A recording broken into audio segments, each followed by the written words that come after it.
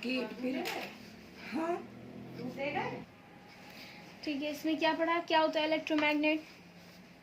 Ma'am वो artificial magnet होते हैं और उससे कॉइल करा जाता है, मतलब करंट पास होकर वो टेम्परेरी मैग्नेट। लेकिन इसका नाम इलेक्ट्रोमैग्नेट क्यों होता है? क्योंकि मैम इलेक्ट्रिसिटी पास होने के बाद ही मैग्नेट जैसा वर्क करता है। टेम्परेरी होता है कि परमानेंट होता है? टेम्परेरी। टेम्परेरी, जब तक इसमें इलेक्ट्रिसिटी पास करी होगी तभी तक ही मैग्नेट रहेगा। तो an electromagnet is a temporary strong magnet made by passing current in a coil wound around, wound का मतलब बांधा हुआ, wound around a piece of soft iron. ये हम लोगों ने पढ़ा था, सॉफ्ट आयरन से क्यों मैग्नेटिक प्रॉपर्टीज बढ़ जाती हैं, क्योंकि इसके अंदर मैग्नेटिक रिटेंटिविटी होती है। मैम ये कब बताया तो था, इसमें कहीं था। नो मैम इसमें नहीं था।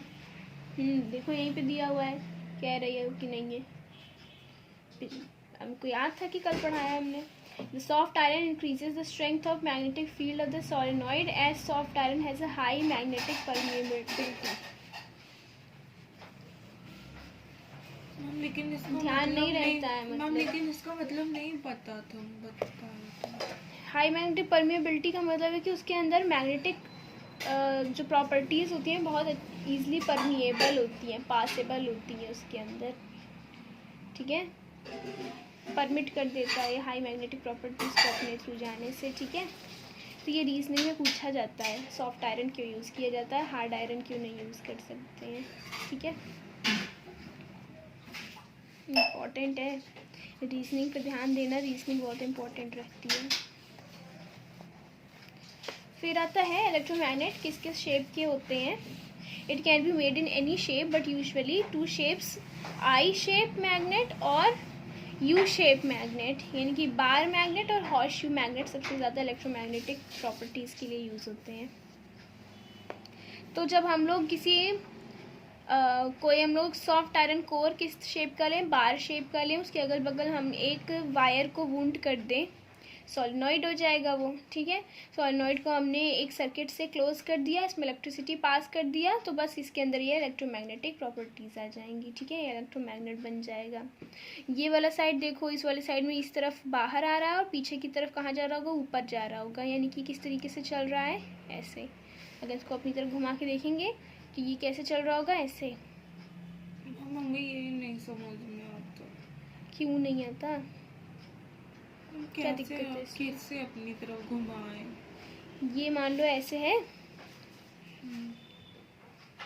इसके ऊपर तार लपेटी हुई है, उस तार में इधर नीचे की तरफ आ रही है, ठीक है, उस तार में नीचे की तरफ आ रही है करंट, जैसे इसमें आ रहा है नीचे की तरफ, डायरेक्शन देखो, नीचे की तरफ आ रहा है। तो अगर वो चीज़ नीचे की यहाँ हमारे सामने की तरफ वो नीचे की तरफ जा रहा है, तो पीछे अगर हम घुमा करके देंगे तो ऊपर जा रहा होगा ना। हाँ।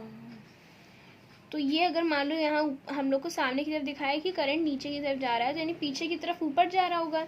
यानी कि अगर हम इस वाले मुंह को, क्यू वाले मुंह को अपनी तरफ घुमा करके देखें तो इधर की तरफ नीचे जा रहा था, इधर की तरफ ऊपर जा रहा था, ठीक है, इधर की तरफ नीचे जा रहा है, इधर की तरफ ऊपर जा रहा है। तो अगर हम इसको देखें, इधर उंगली को हम उसी डायरेक्शन घुमाएं, इधर नीचे इधर ऊपर, इधर नीचे इधर ऊपर, तो कैसा हो रहा है, ये एंटी क्लॉकवाइज है, तो ये नॉर्थ पोल है। फिर अगर हम पी मुंह की तरफ देखें, पी वाला जो एंड है उसकी तरफ देखें, तो यहाँ पे क्या दिखा रहा है, यहाँ सामने की तरफ कैसा है, नीचे, और पीछे की तरफ अभी भी कैसा है, ऊपर है, ठीक है। तो अब हम इसको इस तरीके से घुमा रहे हैं कि जो हमारे सामने वाला एंड है वो इस तरफ जा रहा है और इस वाले एंड पे कहाँ जा रहा था, नीचे की तरफ, तो इधर नीचे जा रहा है और इधर ऊपर जा रहा है। अभी कैसा है, क्लॉकवाइज है, ठीक है। तो ये क्या हो गया, south pole. Anti clockwise north pole होता है और क्लॉकवाइज साउथ पोल होता है, ठीक है। ये हो गया। Use a bar shaped electromagnet is commonly used in relay. Relay is a switching device. Bar shaped magnet कहाँ मेनली यूज होता है, स्विचिंग डिवाइसेस में यूज होता है, ठीक है। Construction of a U shaped और हॉर्स शू मैग्नेट, इसके लिए हम लोग horse shoe soft iron core ले लेते हैं और इसको हम लोग इस तरीके से वुंड अप कर देते हैं। यहाँ पे भी तुम देखोगी तो ये क्लॉकवाइज चल रहा है, तो ये साउथ, और ये वाला इधर देखोगी तो ये एंटी क्लॉकवाइज चल रहा है, तो ये नॉर्थ, ये साउथ पोल, ये नॉर्थ पोल हो गया। इसका यूज़ होता है mainly gadgets like DC motor में, एसी जनरेटर में, इलेक्ट्रिक बेल में इनका यूज़ होता है।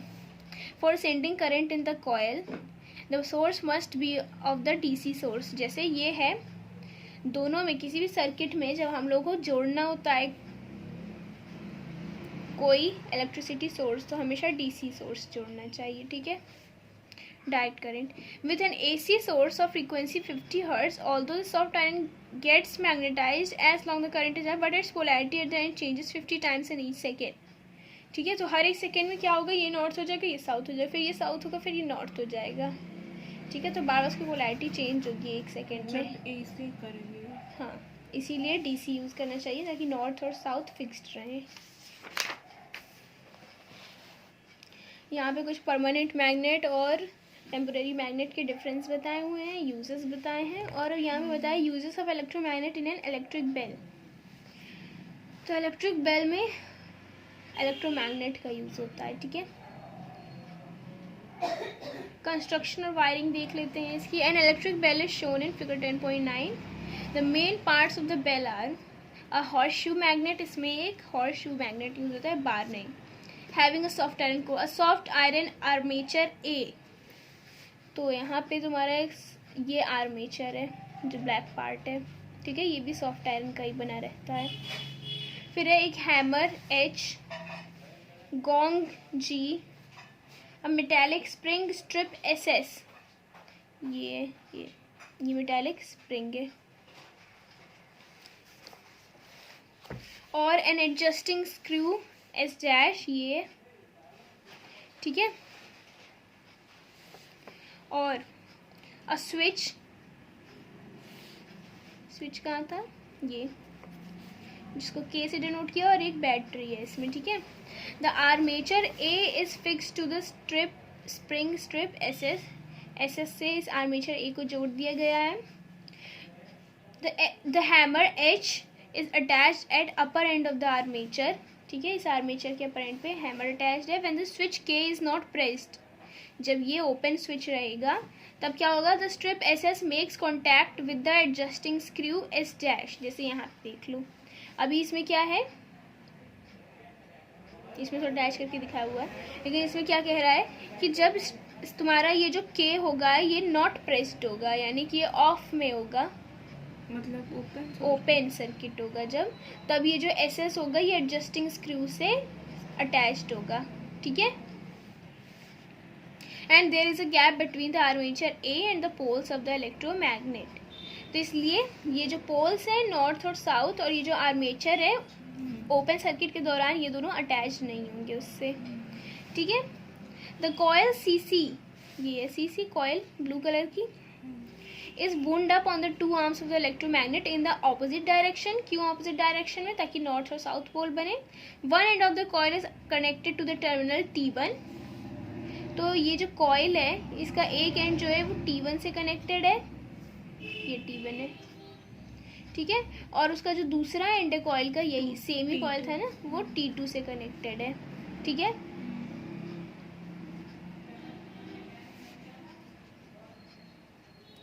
A battery is provided in series with the switch K across the terminals, और स्विच के साथ सीरीज में बैटरी लगी हुई है। वर्किंग एंड फंक्शन अब देखते हैं।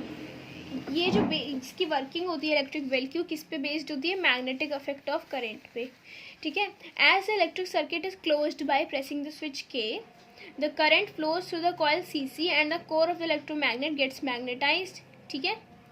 जब इसको हम लोग प्रेस कर देते हैं तो ये सर्किट कंप्लीट हो जाता है, और उसके अंदर क्या होती है, करंट दौड़ने लगती है। जब करंट दौड़ने लगती है तो ये सोलेनॉइड बन जाता है, एक इसमें से नॉर्थ पोल बन जाएगा, एक साउथ पोल बन जाएगा। कौन सा बनेगा, ये वाला कैसे चल रहा है इस तरीके से, तो क्लॉकवाइज ये साउथ है और ये वाला नॉर्थ है, ये नॉर्थ है ये साउथ है, ठीक है।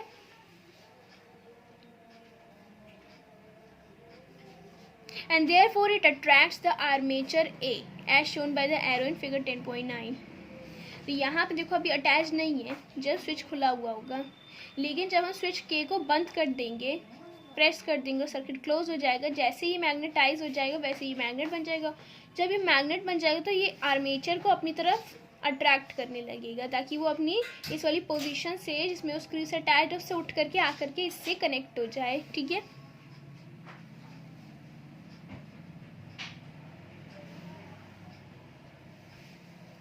Due to movement of the armature A, the hammer H strikes the gong G and the bell rings.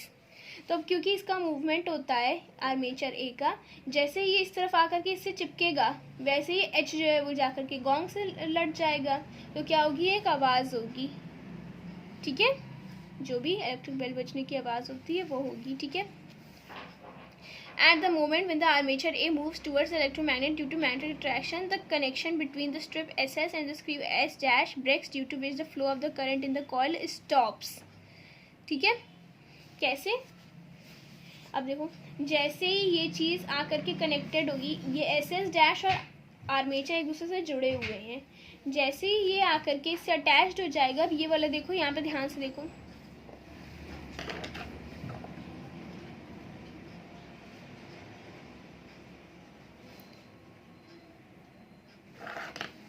देखो तुम भी डायग्राम को देख रही हो, क्या दिया है? मैम इतना ज़्यादा वो दिया, सिर्फ इतने पार्ट को देखो। जब ये वाला पार्ट, ये जैसे मान लो ये ए को दिखा रहे हैं, ये ए वाला पार्ट आ करके इससे जुड़ गया इलेक्ट्रोमैग्नेट से, मतलब सॉफ्ट आयरन पर, इससे हॉर्सशू से। मैम ये इधर की चक्कर आएगा कि उधर जाएगा? ये देखो एरो कहाँ बना है, अच्छा ये इस तरफ अट्रैक्शन, यानी कि यहाँ पे आकर के अटैच होगा। तो ये जैसे ही आकर के अटैच होगा, ये जो SS स्ट्रिप है ये इसी के साथ जुड़ी हुई है, इस आर्मेचर के साथ, तो ये भी उससे डिस्कनेक्ट हो जाएगी। और अगर तुम ध्यान से देखो तो ये ब्लू वाला वायर जो है वो इससे कनेक्टेड है, स्क्रू से कनेक्टेड है, तो यानी कि जब ये उससे टूट करके जा करके इधर अटैच होगा तो सर्किट ब्रेक हो जाएगा, क्योंकि सर्किट जो है वो कैसे अटैच्ड है, S डैश के ही थ्रू इससे अटैच्ड है। ठीक है, जैसे ही उससे अलग हो जाएगा वैसे ही सर्किट ब्रेक हो जाएगा और इसके अंदर इलेक्ट्रिसिटी आना बंद हो जाएगी। जब इलेक्ट्रिसिटी आना बंद हो जाएगी तो ये फिर से वापस एक सब्सटेंस बन जाएगा, तो मैम अभी तक मैग्नेट नहीं रहेगा। हाँ, अभी तक बच रही थी, जब उससे मिल जाती है जाके तब नहीं बचती। मतलब बचने का मतलब क्या है, बस एक बार आई है बस टिंग, और बहुत छोटा सा टाइम है। ठीक है, कोई बहुत बड़ा फ्रेम नहीं है, बहुत मिली सेकेंड की बात कर रहा है। ठीक है, जैसे हमने इलेक्ट्रिसिटी इसके अंदर से रन करवाई, तुरंत ये मैग्नेट बना, तुरंत ही आकर के इसे चिपक गया और इसका वायर टूट गया। एक बार आवाज़ हुई टिंग, ठीक है, बस एक बार, इसे टिंग टिंग टिंग टिंग नहीं हुई। ठीक है, एक बार टिंग, फिर उसके बाद क्या हुआ, ये से अटैच हो गया, ये टूट गया तो इसके अंदर से ख़त्म हो गई, ये इलेक्ट्रोमैग्नेट नहीं रहा, तो ये वापस अपनी जगह पे चला जाएगा। ठीक है, वापस से सर्किट जुड़ गया, ये फिर से इलेक्ट्रोमैग्नेट बन गया, ये फिर आकर के जुड़ेगा, इसके जुड़ने की वजह से सर्किट फिर से ब्रेक हो जाएगा, फिर इसमें से इलेक्ट्रिसिटी चली जाएगी। इसीलिए बार बार आवाज़ क्या आती है, टिंग टिंग टिंग टिंग करके, ये टूटती रहती है आवाज़ उसमें। ठीक है, इस तरीके से इलेक्ट्रिक बेल काम करता है। आया समझ में?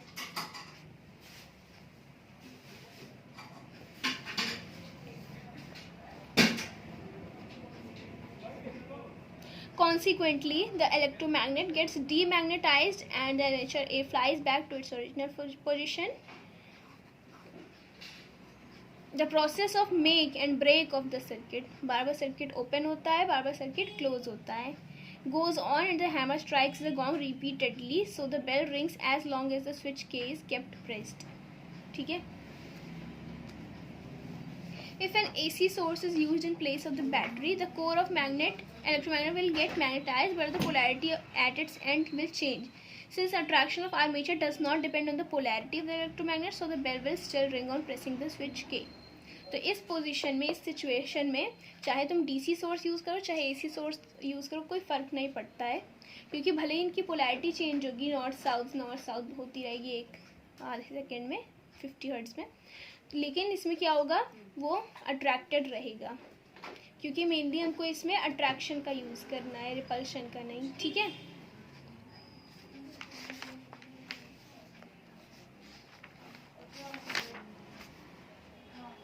इसमें तो कोई न्यूमेरिकल नहीं है। सेकंड पार्ट में क्या है,